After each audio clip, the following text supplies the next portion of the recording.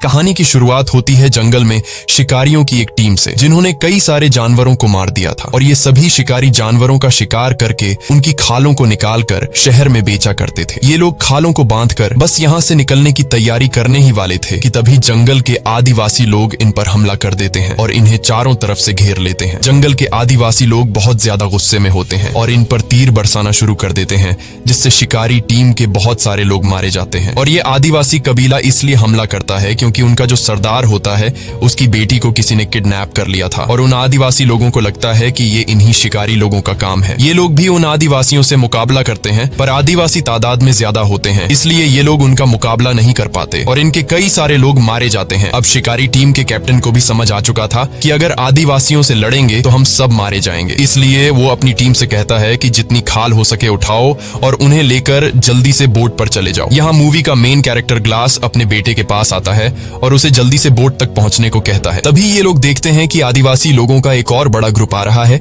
इसलिए ये लोग लड़ना छोड़ देते हैं और अपनी जान बचाने के लिए तेजी से बोट की तरफ भागते हैं। इसी बीच शिकारी टीम के और भी कई सारे लोग मारे जाते हैं। बस कुछ ही लोग बोट तक पहुंचकर यहाँ से निकल जाते हैं। उनके जाने के बाद आदिवासी लोग शिकारियों से बची सारी खालों पर कब्जा कर लेते हैं और कबीले के सरदार को यहाँ अपनी बेटी नहीं मिलती। अब कबीले का सरदार अपने लोगों से कहता है कि यहाँ पर जितनी भी उन अमेरिकन शिकारियों से खालें बची हैं उन्हें उठा लो। इन खालों को हम फ्रेंच शिकारियों को दे देंगे, बदले में हम उनसे घोड़े और बंदूकें ले लेंगे और मेरी बेटी को तब तक ढूंढते रहेंगे जब तक वो मिल नहीं जाती। दूसरी तरफ ये अमेरिकन शिकारी लोग काफी दूर जाने के बाद भी डरे हुए होते हैं और बंदूक तान कर तैयार रहते हैं, क्योंकि उन्हें भी पता था कि वह आदिवासी लोग इनका इतनी आसानी से पीछा नहीं छोड़ेंगे और वो कभी भी इनके ऊपर हमला कर सकते हैं। अब यहाँ पर इन लोगों को समझ नहीं आ रहा होता कि हमें किस तरफ जाना चाहिए। तब कैप्टन ग्लास से पूछता है कि हमें क्या करना चाहिए। ग्लास कहता है कि हमें इस बोट को छोड़ के जमीन के रास्ते चलना चाहिए, क्योंकि वो आदिवासी लोग नदी को फॉलो करते हुए जल्दी हमारे तक पहुंच जाएंगे, इसीलिए जमीन ही हम सबके लिए सबसे सेफ रास्ता है। लेकिन ग्लास की इस बात से इनके ग्रुप का एक आदमी जिसका नाम गैराल्ड है, उसे ग्लास का ये फैसला ठीक नहीं लगता। वो कहता है कि अगर हम जमीन से जाएंगे तो वो लोग हमें जल्दी मार देंगे, क्योंकि जमीन का रास्ता बहुत लंबा है और हमें घर पहुंचने में कई हफ्ते लग जाएंगे। लेकिन टीम का कैप्टन गैराल्ड से कहता है कि ग्लास इस जगह को हमसे बेहतर जानता है, इसलिए हमें उसकी बात मान लेनी चाहिए और ये लोग तय करते हैं कि अब हम जमीन के रास्ते जाएंगे। अब यहाँ गैराल्ड भी कैप्टन की बात मान लेता है, लेकिन कुछ लोगों को ग्लास का जमीन से जाने का फैसला ठीक नहीं लगता, इसलिए वो लोग बोट के जरिए नदी से होते हुए घर पहुंचने का फैसला करते हैं। इसके बाद जो जमीन के रास्ते से जाने वाले थे वो बोट से उतर जाते हैं और बोट में बैठे कुछ लोग नदी के रास्ते से आगे बढ़ते हैं। यहाँ कैप्टन सभी से कहता है कि हमें सारी खालें यहीं पर छोड़नी चाहिए ताकि रास्ते में हमें किसी भी परेशानी का सामना न हो। कैप्टन की बात सभी को ठीक लगती है, जिसके बाद ये लोग सारी की सारी खालें पत्थरों के नीचे छिपा देते हैं ताकि अगर फ्यूचर में ये लोग फिर कभी इस जगह पर आए तो इनकी खालें उन्हें मिल जाएं। और अब ये सारे के सारे जंगल के रास्ते चलना शुरू कर देते हैं, पर अब उनके लिए मुश्किलें बढ़ने वाली थी, क्योंकि जल्द ही सर्दी का मौसम आने वाला था और उन्हें कई हफ्तों तक पैदल चलकर अपने घर पहुंचना था। लेकिन इसके अलावा उनके पास कोई दूसरा रास्ता नहीं था, इसलिए ये सभी लोग ठंड से मुकाबला करने के लिए तैयार थे। जंगल के रास्ते से पैदल चलते हुए शाम हो जाती है और अब ये लोग एक जगह पर रुककर रात यहीं पर गुजारने का फैसला करते हैं। कुछ देर बाद रात हो जाती है और ये सभी जंगल में सो जाते हैं। अगली सुबह हम देखते हैं कि जो लोग ग्लास के जमीन के रास्ते से पैदल चलने का फैसला गलत समझ रहे थे, अब उन लोगों को अपनी गलती का पछतावा होता है। वो आदिवासी लोग आकर उन्हें मार देते हैं और आदिवासी लोग समझ जाते हैं कि कुछ लोग जंगल के रास्ते से पैदल निकल गए, इसलिए ये लोग पूरे जंगल में फैल जाते हैं उन बचे हुए अमेरिकन शिकारियों को ढूंढने। एक आदिवासी को जमीन पर चलने वाले अमेरिकन शिकारियों के पैरों के निशान भी मिल जाते हैं। वह आकर अपने कबीले के सरदार को बताता है। कबीले के सरदार को लगता है कि मेरी बेटी उन्हीं के पास है और अब ये आदिवासी लोग पैरों के निशान को फॉलो करते हुए उनके पीछे जाते हैं। इधर ये लोग लगातार कई घंटों से पैदल जंगल के रास्ते से आगे बढ़ते हैं और ये लोग काफी ज्यादा थक जाते हैं, इसलिए ये लोग कुछ देर आराम करने के लिए यहीं पर डेरा जमा देते हैं और सभी आराम करने लगते हैं। सभी लोगों को भूख लगी हुई थी पर खाने के लिए कुछ भी नहीं था, इसलिए ग्लास शिकार ढूंढने जंगल में अकेला निकल पड़ता है। कुछ दूर आने के बाद उसे महसूस होता है कि आसपास कोई है, इसलिए ग्लास बंदूक उठाकर रेडी हो जाता है और तभी उसे सामने भालू के दो छोटे बच्चे दिखाई देते हैं। इससे पहले कि ग्लास वहां से निकल पाता, तभी एक बड़ा भालू उस पर हमला कर देता है, जिससे ग्लास के हाथ से बंदूक गिर जाती है। वो भालू ग्लास को उठा उठाकर पटकता है और ग्लास को बुरी तरह से जख्मी कर देता है। अब ग्लास कुछ भी नहीं कर सकता था, इसलिए वो आराम से जमीन पर लेट जाता है। ग्लास जब शांत होता है तो भालू भी वहां से जाने लगता है, लेकिन ग्लास शिकार पाने के लिए किसी तरह करके अपने गन के पास पहुंचता है। तभी वो भालू दोबारा से ग्लास पर हमला करने के लिए आता है। ग्लास जल्दी से बंदूक से उसे गोली मारता है, पर वह गोली भालू के सर में लगने के बजाय उसके गले में लग जाती है, जिससे भालू अब और ज्यादा चिढ़ जाता है और अपने पंजों से ग्लास के गले को चीर देता है। लेकिन भालू रुकता नहीं और वो ग्लास के पूरी बॉडी को बुरी तरह से अपने पंजों से काट देता है। गोली लगने की वजह से भालू भी कमजोर हो चुका था। ग्लास अब किसी तरह करके चाकू निकालकर उस भालू पर कई वार करता है, जिससे ये दोनों ढलान से लुढ़कते हुए नीचे गिर जाते हैं, जिसके बाद वह भालू भी ग्लास के ऊपर गिर जाता है। लेकिन भालू मर चुका था और ग्लास भी लगभग मर ही चुका होता है,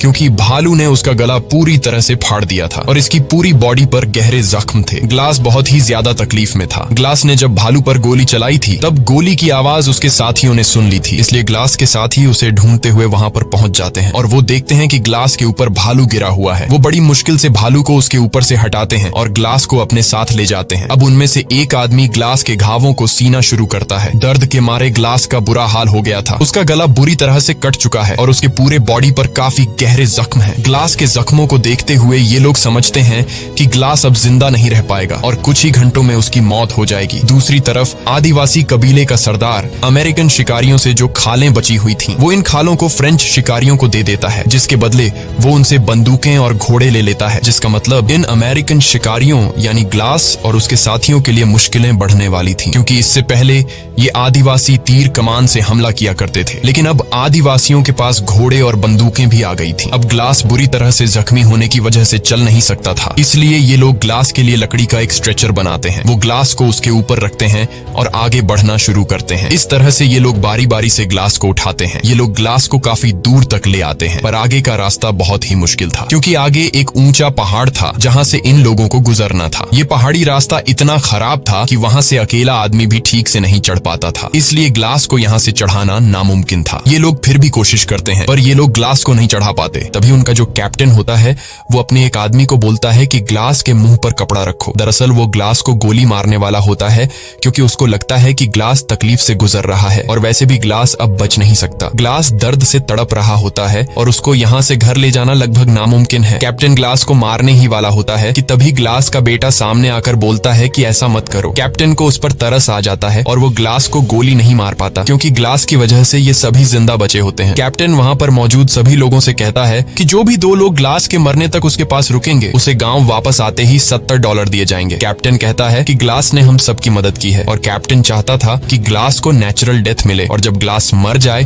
तो उसका अंतिम संस्कार करके वो 2 लोग भी वापस आ जाएं। अब ग्लास का बेटा फौरन बोलता है कि मैं रुकूंगा और वहाँ पर एक लड़का और होता है जिसका नाम फ्रेजर है। वो कहता है कि मैं रुकूंगा चाहे $70 मिले या ना मिले। अब ग्लास का बेटा हॉक और फ्रेजर दोनों उम्र में छोटे थे, इसलिए कैप्टन कहता है कि एक और आदमी भी इनके पास रहना चाहिए। यहाँ गेराल्ड सामने आकर बोलता है कि मैं रुकूंगा पर $70 बहुत कम है। तब कैप्टन बोलता है ठीक है $100 मिलेगा। और तभी जो ग्लास का बेटा और जो दूसरा लड़का होता है वो कहते हैं कि तुम हमारे डॉलर भी रख सकते हो। ये सुनकर गेराल्ड कहता है $300 काफी है, इससे मैं अपना घर खरीद सकता हूँ और वैसे भी 2 से 3 दिनों की बात है, इससे ज्यादा दिन ग्लास जिंदा नहीं बच पाएगा। और गेराल्ड भी उनके साथ रुकने के लिए तैयार हो जाता है। अब ये 3 लोग ग्लास के पास यहाँ पर रुक जाते हैं और बाकी सब आगे निकल जाते हैं। गेराल्ड ग्लास के पास ही बैठ जाता है और ग्लास के मरने का इंतजार करने लगता है, लेकिन ग्लास मरने का नाम तक नहीं ले रहा होता। अगले दिन ग्लास का बेटा और वो दूसरा लड़का पेट भरने के लिए शिकार और पीने के लिए पानी लेने चले जाते हैं। तब गेराल्ड पास ही में एक घड़ा खोदने लग जाता है, लेकिन गेराल्ड ऐसा क्यों कर रहा है? क्या वह ग्लास को जिंदा दफनाने का सोच रहा है? ये तो हमें आगे ही पता चलेगा। इस तरह से और भी कई घंटे गुजर जाते हैं और जब गेराल्ड देखता है कि ग्लास अभी तक नहीं मरा, तब वो गुस्से से ग्लास के पास आता है और ग्लास से कहता है कि तुम मरते क्यों नहीं? तुम्हारी वजह से हम सबकी जान चली जाएगी, क्योंकि आदिवासी लोग अभी भी पागलों की तरह हमें ढूंढ रहे हैं और अगर आदिवासी यहाँ पर आ गए तो वो हम सबको मार देंगे और तुम अपनी जान देकर अपने बेटे की और हम सबकी जान बचा सकते हो। अब गेराल्ड ग्लास से कहता है कि अगर तुमने अपनी पल के नीचे झपका ली तो मैं समझ जाऊंगा कि तुम मरने के लिए तैयार हो। ग्लास बेचारा काफी देर तक कोशिश करता है कि उसकी पलकें न झपके, लेकिन तब गेराल्ड उसे कहता है कि मुझे लगता है कि तुम अपने बेटे को भी नहीं बचाना चाहते। ग्लास गेराल्ड की बात सुनकर अपने बेटे को बचाने के लिए अपनी पल के नीचे झपका देता है। ये देखकर गेराल्ड ने उसके मुंह में कपड़ा घुसाकर उसकी सांस रोक दी और और ग्लास अब तड़प कर मर रहा होता है। तभी ग्लास का बेटा आकर गैरल्ट को बंदूक से पीछे धकेल देता है। ग्लास का बेटा गैरल्ट पर बंदूक तान देता है और उसे मारने की धमकी देता है। गैरल्ट उसे समझाने की कोशिश करता है कि मैं ऐसा क्यों कर रहा था, लेकिन ग्लास का बेटा उसकी कोई बात नहीं सुनता और चिल्लाने लग जाता है, जिसके बाद गैराल्ट ग्लास के सामने ही उसके बेटे को पेट में चाकू मारकर मार डालता है। ग्लास का गला पूरी तरह से कटा होता है, इसलिए वो चिल्ला भी नहीं पाता। वो सिर्फ अपने बेटे को मरता हुआ देखता है और गैराल्ट उसके बेटे को उठाकर दूर एक जगह में छिपा देता है, ताकि जब वह तीसरा लड़का वहां पर आए तो वह इसे ना देख पाए। कुछ देर बाद जब वह लड़का वहां पर आता है,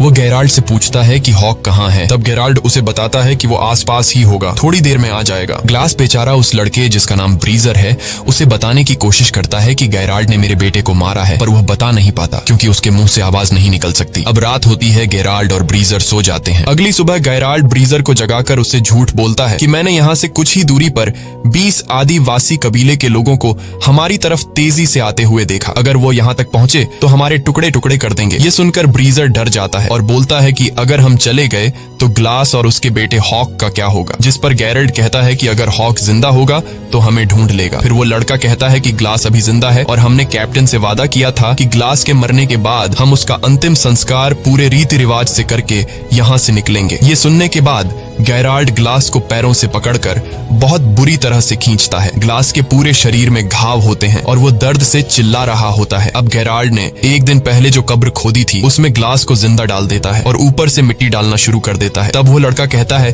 कि ये तुम क्या कर रहे हो। गैराल्ट कहता है कि ये आज नहीं तो कल मर ही जाएगा और जैसा कि हमने वादा किया था उसका अंतिम संस्कार पूरे रीति रिवाज से किया जाएगा, तो मैंने अपना वादा पूरा कर लिया है। वो उसके ऊपर थोड़ी सी मिट्टी डाल देता है और वहां से चला जाता है और उस लड़के को बोलता है कि तुम भी मेरे साथ चलो। ब्रीजर को ग्लास के इस हाल के लिए बहुत दुख होता है। वो ग्लास से कहता है कि सॉरी मिस्टर ग्लास, मुझे जाना होगा, और ये कहकर वो पानी की एक बॉटल ग्लास के ऊपर रखकर वहां से निकल जाता है। अब यहाँ पर ग्लास अकेला है, वो तड़प रहा है। ग्लास कई घंटों तक उसी जगह पर जहाँ उसे दफनाकर चले गए थे अधमरी हालत में लेटा रहता है। वो सोचता है कि यहाँ पड़े पड़े वैसे भी मरना है तो क्यों ना बचने की कोशिश की जाए। वो पूरी हिम्मत जुटाकर अपने हाथ पैर हिलाता है और बहुत तकलीफ से गुजरकर वो कब्र से बाहर निकलता है। ग्लास बहुत ज्यादा तकलीफ में होता है। वो रेंगते हुए सीधा उस जगह पर जाता है जहाँ उसके बेटे की लाश है। वो अपने बेटे की लाश को देखकर पूरी तरह से टूट जाता है और बदले की आग में जलने लगता है। उसके बाद वो अपने बेटे की लाश के ऊपर सिर रखकर सो जाता है। दूसरी तरफ सुबह होने पर गैरल्ट ब्रीजर को उठाकर कहता है कि जल्दी उठो, हमें यहाँ से निकलना होगा। आदिवासी कबीले के 12 लोग हमारे पीछे आ रहे हैं। ये सुनकर ब्रीजर गैरल्ट से कहता है कि तुमने तो कहा था हमारे पीछे 20 लोग लगे हैं। वो समझ जाता है कि गैराल्ट ने उससे झूठ कहा था, इसलिए वो गैराल्ट पर बंदूक तान लेता है। तब गैराल्ट ब्रीजर से कहता है कि तुम्हें तो मेरा शुक्रिया अदा करना चाहिए। मैंने तुम्हारी जान बचाई और तुम्हें डराना जरूरी था, क्योंकि एक अधमरे इंसान के साथ हम अपनी जान खतरे में नहीं डाल सकते थे। वैसे भी ग्लास मरने वाला था और अगर तुम जिंदा रहना चाहते हो तो मैं जैसा कहता हूँ वैसा करो, वरना तुम अकेले ग्लास के पास वापस जा सकते हो। ये सुनकर डर के मारे ब्रीजर गैराल्ट की बात मान लेता है और उसके साथ आगे बढ़ने लगता है। दूसरी तरफ ग्लास उसी जगह पर होता है और अब ग्लास को भूख लगती है। वो रेंगता हुआ एक जगह पर जाता है जहाँ किसी जानवर का स्कल पड़ा होता है। वो उसमें से एक हड्डी तोड़ता है और जो सूखा हुआ मांस होता है उसे खाता है। फिर वो रेंगता हुआ एक पहाड़ी के छोर तक जाता है जहां वो देखता है कि नीचे एक नदी है। ग्लास को अब प्यास भी लगी थी। वो बड़ी मुश्किल से उसी तरह रेंगता हुआ उस नदी के किनारे पहुंच जाता है और पानी पीने लगता है। लेकिन जब वो पानी पीता है तो पानी उसकी गर्दन से बाहर निकल जाता है क्योंकि उसकी गर्दन कटी हुई थी। अब ग्लास को सबसे पहले अपने घावों का इलाज करना था। उसके पास थोड़ा बारूद बचा होता है। वो सूखी घास इकट्ठा कर आग जला लेता है और थोड़ा सा बारूद अपनी गर्दन के उस हिस्से पर डालता है जहां गला कटा हुआ था। फिर वो एक जली हुई लकड़ी को अपनी गर्दन में लगाता है जिससे बारूद जलकर एक चिंगारी पैदा होती है और उस चिंगारी से उसकी गर्दन जल जाती है। वो ऐसा इसलिए करता है ताकि जलने से जो उसका घाव फटा हुआ है वो चिपक जाए। इस दौरान ग्लास को बहुत दर्द होता है और दर्द के मारे वो बेहोश हो जाता है। उसके बाद ग्लास कई दिनों तक उसी नदी के किनारे रहता है। वो पानी पीकर और मरे हुए जानवरों का मांस खाकर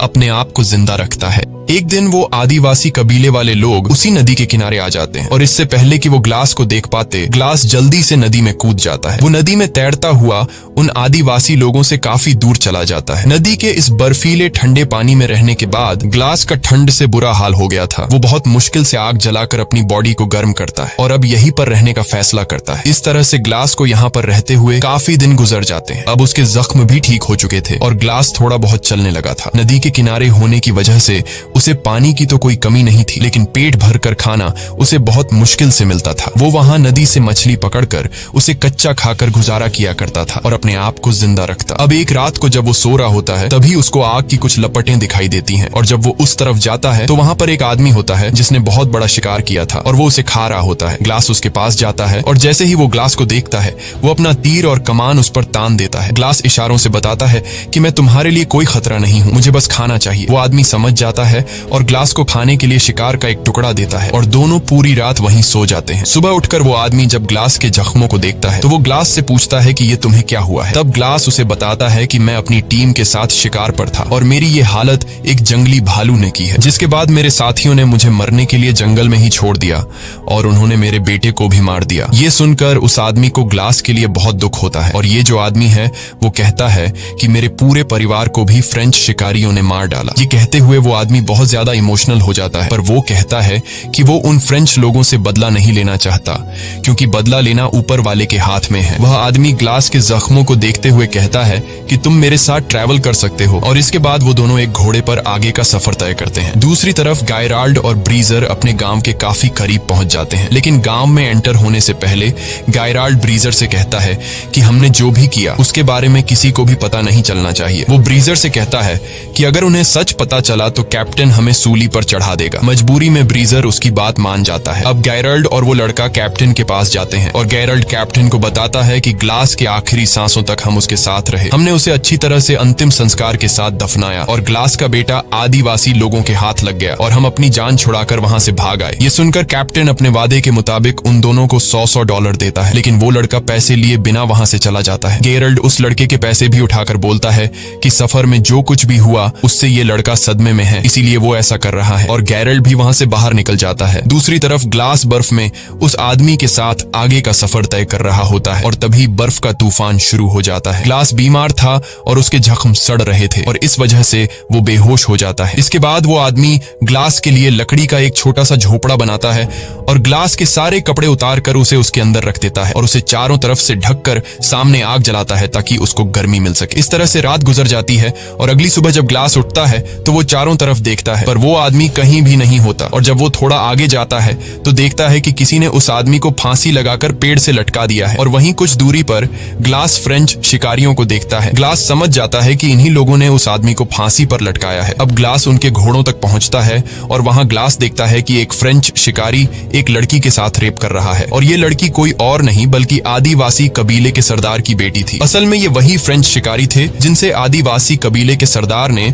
खालों के बदले घोड़े और बंदूकें ली थी, और इन्हीं फ्रेंच शिकारियों ने कबीले के सरदार की बेटी को किडनैप किया था। लेकिन कबीले के सरदार को लग रहा था कि उसकी बेटी को अमेरिकन शिकारियों ने किडनैप किया है। उसके बाद ग्लास चुपके से पीछे से आकर जो आदमी कबीले के सरदार की बेटी के साथ गलत कर रहा था उसे मार देता है और लड़की को आजाद कर लेता है। यहाँ ग्लास होशियारी से काम लेते हुए एक घोड़े पर बैठ जाता है और बाकी घोड़ों की रस्सियां खोलकर बंदूक से गोली चला देता है, जिससे सभी घोड़े भाग जाते हैं। और अब उन फ्रेंच लोगों के पास घोड़े न होने की वजह से वे ग्लास का पीछा नहीं कर पाते, पर भागते समय ग्लास का पानी का बोतल वहीं पर नीचे गिर जाता है। वहां से भागने के बाद ग्लास रात एक पेड़ के नीचे गुजारता है और जब सुबह होती है तो वो देखता है कि आदिवासी उस तक पहुंचने वाले हैं। वो जल्दी से अपने घोड़े पर बैठकर भागने लगता है, लेकिन वे आदिवासी उसके काफी करीब होते हैं। वो एक दो आदिवासी को गोली मारता है और घोड़े को और तेजी से भगाता है और दौड़ते दौड़ते सामने एक पहाड़ आ जाता है जिसके नीचे एक गहरी खाई होती है। लेकिन ग्लास अब रुक नहीं सकता, क्योंकि अगर वो रुकेगा तो वे आदिवासी लोग उसे मार देंगे। इसलिए ग्लास घोड़े के साथ खुद को उस खाई से गिरा देता है और नीचे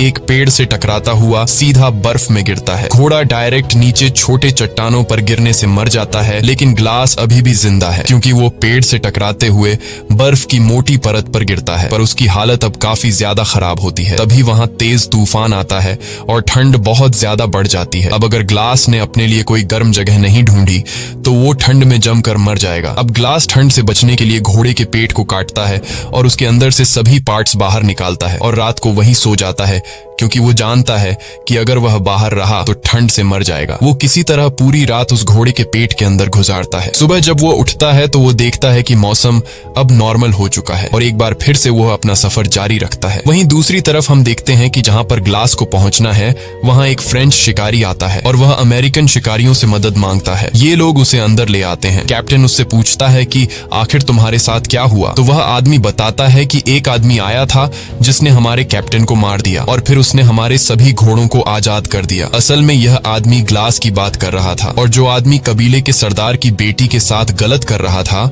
वह असल में उन फ्रेंच शिकारियों का कैप्टन था। वह आदमी बताता है कि घोड़ों के आजाद होने के बाद हमारी पूरी टीम बिखर गई। सर्दी के चलते हमारे कुछ लोग मर गए और कुछ को तो बेड़ियों ने मार दिया। सबूत के तौर पर यह आदमी इन लोगों को अपने साथियों का कुछ सामान दिखाता है और वह एक पानी की बोतल को दिखाते हुए कहता है कि जिस आदमी ने हमारे कैप्टन को मारा उसे जाते हुए यह पानी की बोतल गिर गई थी और यह वही बोतल होती है जो ब्रीजर ने ग्लास को उस जगह छोड़ते हुए उसके ऊपर रख कर आ गया था। ब्रीजर कहता है कि यह तो ग्लास की बोतल है जो कि मैंने उसे दी थी। अब ये लोग उस आदमी से पूछते हैं कि ग्लास ने तुम्हारे कैप्टन को कहाँ मारा था और वह आदमी 30 मील दूर वह जगह उन्हें बता देता है। जिसके बाद कैप्टन ब्रेजर और कुछ लोग ग्लास को ढूंढने के लिए घोड़ों पर निकल पड़ते हैं और यहाँ गेराल्ड को समझ आ जाता है कि अब वो फंसने वाला है। कई घंटों के सफर के बाद रात हो जाती है और ये लोग उस जगह तक पहुंच जाते हैं जहां पर उस आदमी को बोतल मिली थी। कैप्टन सभी लोगों को चारों तरफ ग्लास को ढूंढने के लिए कहता है और तभी उन्हें दूर से एक आदमी दिखाई देता है। जब ये लोग उसके करीब जाते हैं तो वो कोई और नहीं बल्कि ग्लास होता है और ग्लास को देखकर कैप्टन एकदम शॉक हो जाता है क्योंकि गेराल्ड ने तो उसे मरा हुआ बता दिया था। कैप्टन ग्लास के पास आकर उससे पूछता है कि तुम्हारे साथ क्या हुआ था। तब ग्लास उसे सारी सच्चाई बता देता है। जिसके बाद कैप्टन गेराल्ड को पकड़ने के लिए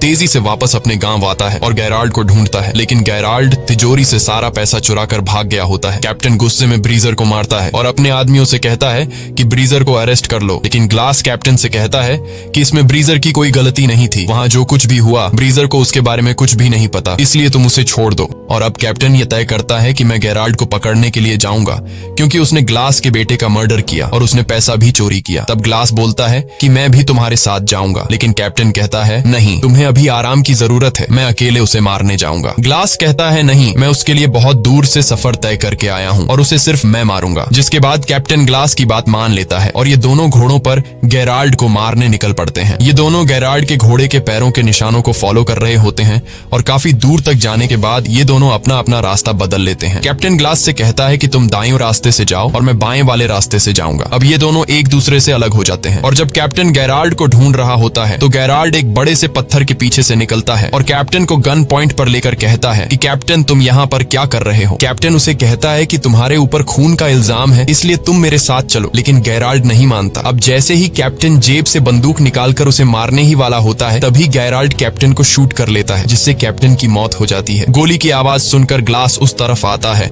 और ग्लास देखता है कि वहां पर कैप्टन की लाश पड़ी हुई है और गेराल्ड भाग चुका है। अब ग्लास समझदारी से काम लेते हुए लकड़ी की एक बड़ी टहनी तोड़ता है और उसे कैप्टन की पीठ पर लगा देता है ताकि उसकी पीठ सीधी हो जाए। जिसके बाद वह कैप्टन को घोड़े पर बिठा देता है और खुद पीछे वाले घोड़े पर लाश की तरह लेट जाता है ताकि गेराल्ड को ये लगे कि आगे ग्लास है और पीछे जो लेटा हुआ है वो कैप्टन की डेड बॉडी है। और होता भी ऐसा ही है। इन घोड़ों को देखकर गेराल्ड को लगता है कि आगे जो है वो ग्लास है और पीछे जो लेटा हुआ है वो कैप्टन की लाश है। जिसके बाद वह आगे वाले आदमी पर गोली चला देता है और गोली लगते ही वह गिर जाता है। गेराल्ड खुश हो जाता है और उसे लगता है कि ग्लास भी अब मर चुका है। वह धीरे धीरे डेड बॉडी की तरफ आता है। जब वह डेड बॉडी तक पहुंचता है और बॉडी को पलटता है तो उसे पता चलता है कि ये ग्लास नहीं बल्कि कैप्टन है। अब इससे पहले कि गेराल्ड कुछ कर पाता तभी ग्लास पीछे वाले घोड़े से उठकर गेराल्ड पर गोली चलाता है। ये गोली गेराल्ड के कंधे में लगती है और वह वहां से भागने लगता है। तब ग्लास भी उसका पीछा करता है और पीछा करते करते वह एक नदी के किनारे पहुंच जाता है